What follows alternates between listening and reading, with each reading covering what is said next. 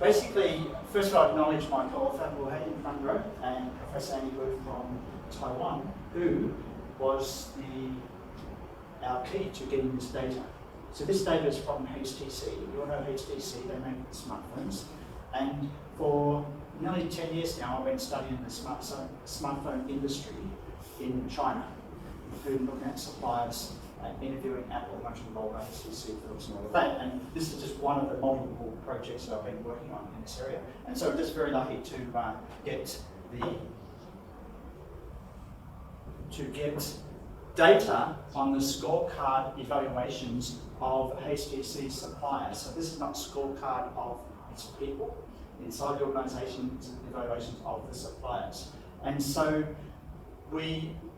given that archive of data, we go back to the literature and then we want to find out, okay, is there some area in the literature that this data and the patterns in the data can contribute to? Probably the scorecard literature, possibly the relative performance evaluation analytical literature. And so we've got here, the two big questions remain unanswered when we looked into the literature, and I can tell you now that this paper's been through the ringer with journals, especially the operations journals. We have sent it to manufacturing service operations management, went through 2 rounds of that and then rejected it. And then we've gone through POMS, and that was accepted by one reviewer, but another reviewer didn't like it, and he said no. All right. But in that process, we got a lot of reviewers' comments back, and so the version you see now is 10 times better than the version we had 2 years ago. But that's the process. I always like to share the process because, as an audience, I'd like to know the process, not just the final polished version.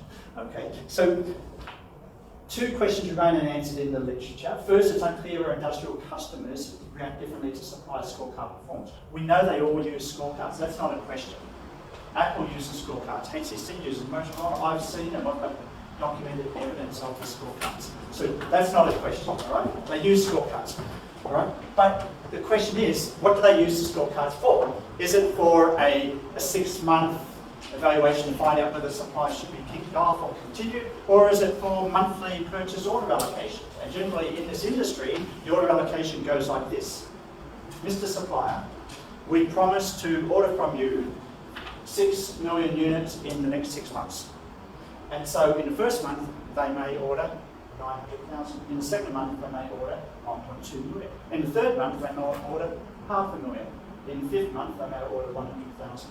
Oh, sorry, Mr. Supplier, we didn't need as much as we promised. Oh, here's the penalty of the contract. And let's do the next contract. So it's a repeated game. It's a repeated game. There are monthly purchase order allocations, and there's a scorecard involved in evaluating the supplier's performance. And this scorecard is updated every month. It's not updated once every 6 months. Okay. The analytical literature has a lot to say about relative performance evaluation, and why would that be relevant to this context? Well, it could be relevant, it may not be, and we see that as an empirical question. That is, the big common strategy in electronic supply chain, and probably other industry supply chain, I'm not an expert on all of them, is it's a multi-sourcing supply chain. These major consumer electronic brand names never ever source from a single supplier.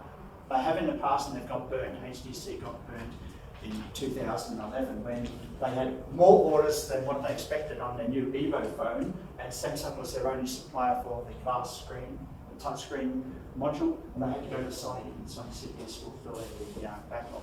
So they have learned from this, so multi-sourcing is operational. So if there's multi-sourcing, if they're using scorecards, then there's a question, well, I wonder, do they actually compare the scorecard performance of suppliers? And then, does this comparison feed into how much the suppliers get in their order allocation every month? So that's kind of our initial interest of what's going on here.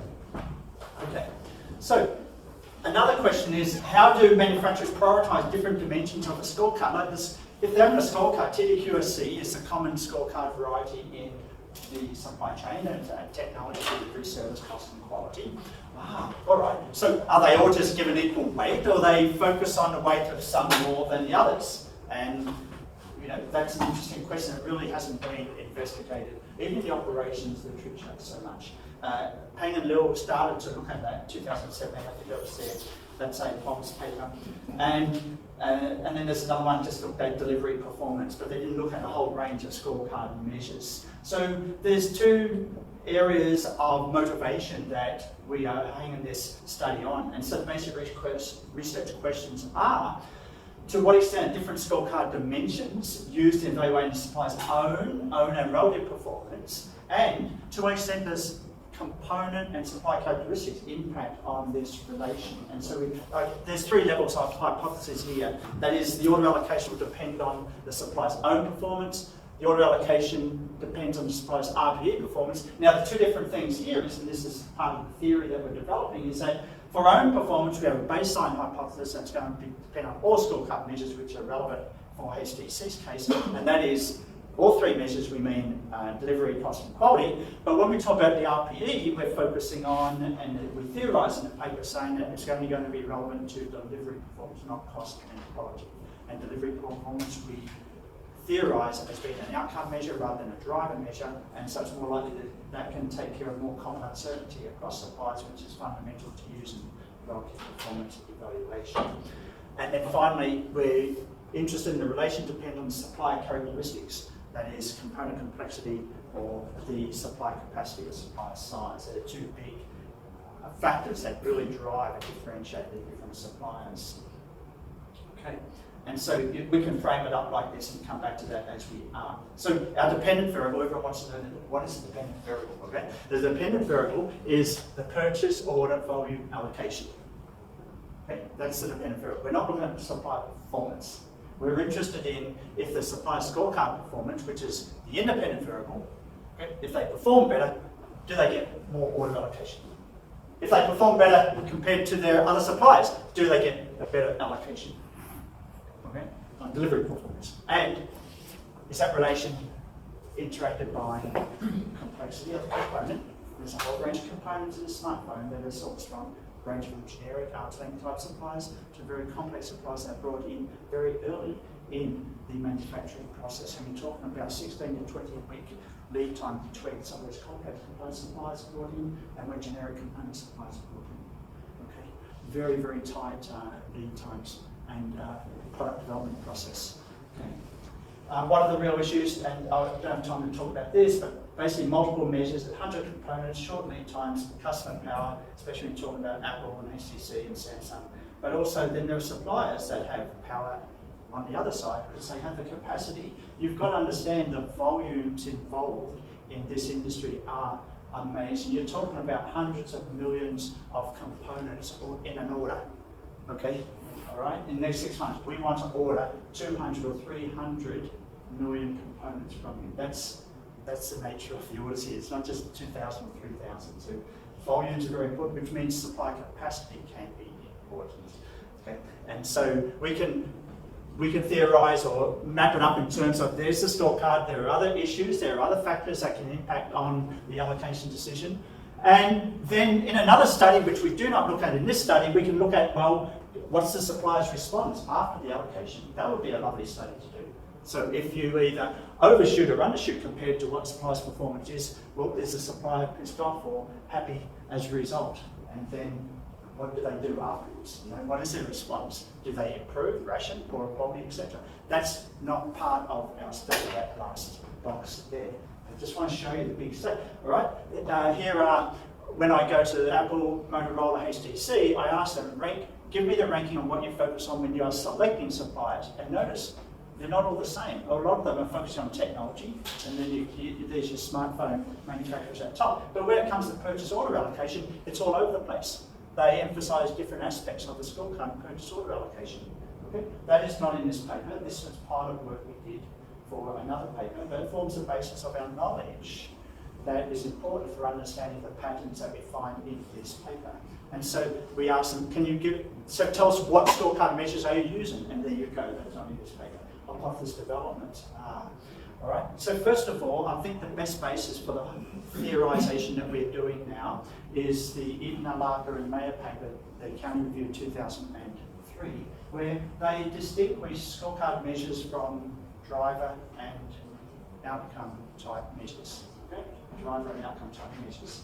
And that's what we're really bringing in now. But as a baseline, we had to first mention this RPE and Holmstrom 982, the work of Stan Bayman and his work with Nesatine on, they actually analytically have mapped out how supplies should be managed in an analytical model. So, but very few people have actually tested that. But the basis for their analytical work is this relative performance evaluation. There's some work on psychology-based models, and this is where this notion of outcome versus driver. I don't want to get that mixed up with what Wright and Sotero talked about, and that is distinguish between common and unique measures. I don't want to get too deep into that, but really we just want to distinguish delivery type scorecard measures are outcome-based, and cost and quality are more driver-based measures. And so as our baseline hypothesis, we expect that suppliers' order allocation based on their own delivery, cost and quality performance, okay? But we're distinguishing that from H1B, where when we're comparing the supplier's scorecard performance versus the rival scorecard performance, then delivery performance dimension will be the only one that matter, not cost and quality, because they seem to be more unique and more relevant to the type of supplier or the component characteristic. When we go to the third hypothesis, we're now distinguishing component complexity and the capacity of the supplier. And so customization and involvement in the early stages. Back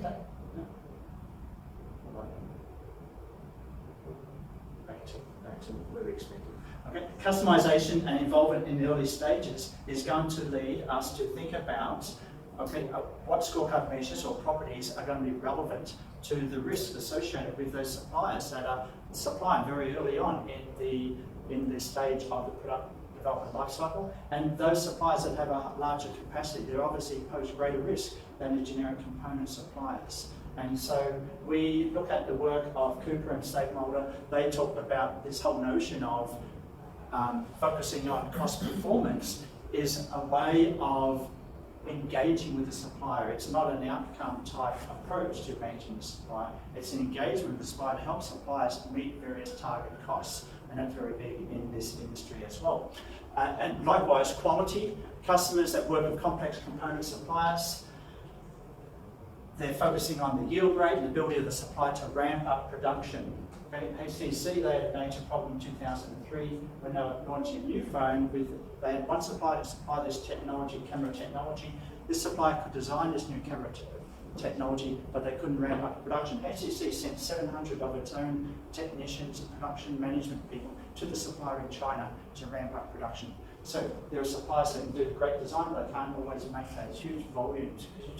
HTC was doing 30 million units per year at that time. So let's just go through and have a look at the research side. Of course, we're going to take a photo to prove that it is HTC, and there's me there somewhere. Okay, all right, we've got to verify all this, and there we have some basic details of the supplier selection. We have the details of the scorecard, technology delivery, cost, quality, and service. And this is probably the detail that some people like to look at when you're understanding the patterns in the data. We have 15 components, we have 78 suppliers, and notice we have a range from 2 suppliers to how many? 11 suppliers, depending on which component we're sourcing from. But what is interesting is not all those components are the same. If you look at the green colour, the battery, mechanical housing, antenna, they're complex components. They're brought in very early into the production process, whereas the grey ones, these are more the generic components, and they're more like arm's length, off-the-shelf type variety. And so this is how we've actually measured complexity, all right? And so we can go right through to the hypothesis tests and have a look at, for H1A, we would expect all 3 scorecard dimensions to be associated with the purchase order volume allocated to the supplier. And we get 2 out of the 3 to be significant. That is right at the top, delivery and cost. When we go to H1B, which is the supplier's allocation will depend on its performance versus its rival performance, we don't get any significant result there. Now what we're doing is comparing the supplier's performance with all the other suppliers. If we go and look at the supplier's performs compared to the main reference supplier, which is a strategic supplier that HTC has for every one of those components. Now for